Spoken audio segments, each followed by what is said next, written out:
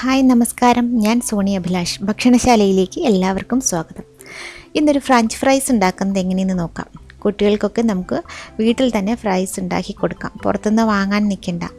അതിനായി ഞാനൊരു 3 പൊട്ടറ്റോ നന്നായി ക്ലീൻ ചെയ്തു, അതിൻ്റെ സ്കിന്നൊക്കെ റിമൂവ് ചെയ്തു.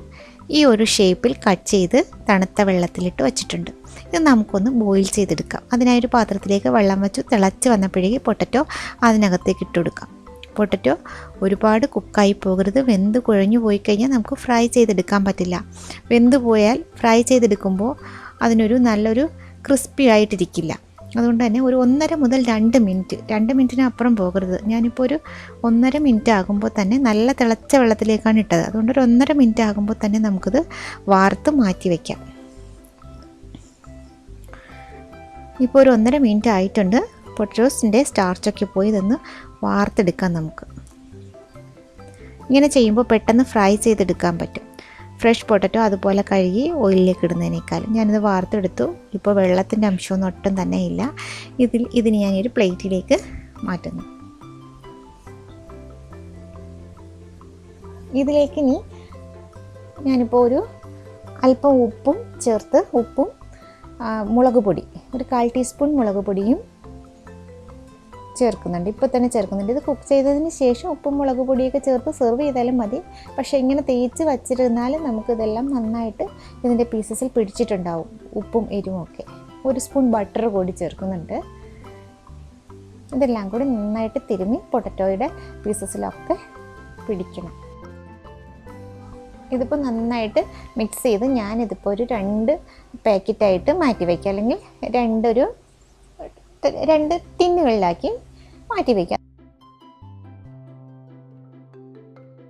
ഞാനിനി ഇതെടുത്ത് കുറച്ച് സമയം പുറത്ത് വെച്ചത്, ഐസൊക്കെ ഒരല്പം ഇട്ട് കഴിഞ്ഞപ്പോഴേക്കാണ് ഓയിലിലേക്ക് ഇടുന്നത്. ഓയിൽ നന്നായി ചൂടായി വന്നിട്ടുണ്ട്. അപ്പോൾ അതിലേക്ക് നമുക്കിട്ടൊന്ന് ഫ്രൈ ചെയ്തെടുക്കാം. അപ്പോൾ ഫ്രൈ ചെയ്യുമ്പോൾ മീഡിയം ഫ്ലെയിമിൽ വെച്ചിട്ട് വേണം ഫ്രൈ ചെയ്യാൻ, അല്ലെങ്കിൽ അതിൻ്റെ കറക്റ്റ് പാകത്തിന് കിട്ടില്ല.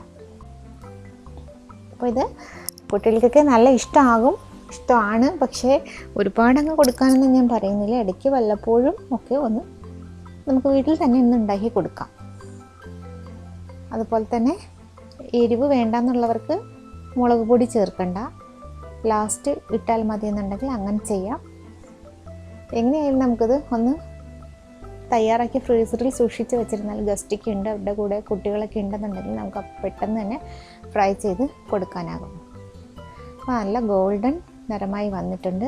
ഫ്രൈ ഒക്കെ നല്ല കറക്റ്റ് പാകത്തിനായിട്ടുണ്ട്. നല്ല ക്രിസ്പി ആയിട്ട് വന്നിട്ടുണ്ട്. നല്ല മുരിഞ്ഞ് ഒട്ടും വെയിറ്റൊന്നും ഇല്ലാതെ പൊട്ടറ്റോസ് എല്ലാം പാകമായിട്ട് വന്നിട്ടുണ്ട്.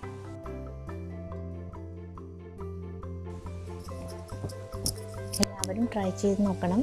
വീഡിയോ ഇഷ്ടപ്പെട്ടാൽ സബ്സ്ക്രൈബ് ചെയ്യാൻ മറക്കരുത്, ഷെയർ ചെയ്യാനും ലൈക്ക് ചെയ്യാനും മറക്കരുത്. അടുത്തൊരു റെസിപ്പിയുമായി ഞാൻ വീണ്ടും വരുന്നതാണ്. അല്പം ടൊമാറ്റോ കെച്ചപ്പ് കൂടി ചേർത്ത് നമുക്കത് സെർവ് ചെയ്യാം. ടൊമാറ്റോ കെച്ചപ്പിൻ്റെ സോസിൻ്റെ വീഡിയോ ഞാൻ ഇട്ടിട്ടുണ്ട്. ഇത് വീട്ടിൽ തന്നെ ഉണ്ടാക്കിയെടുത്തിട്ടുള്ള സോസാണ്. അതിൻ്റെ ലിങ്ക് നിങ്ങൾക്ക് കിട്ടിയില്ല എന്നുണ്ടെങ്കിൽ ഒന്ന് ജസ്റ്റ് സെർച്ച് ചെയ്താൽ തന്നെ കിട്ടും. Thank you.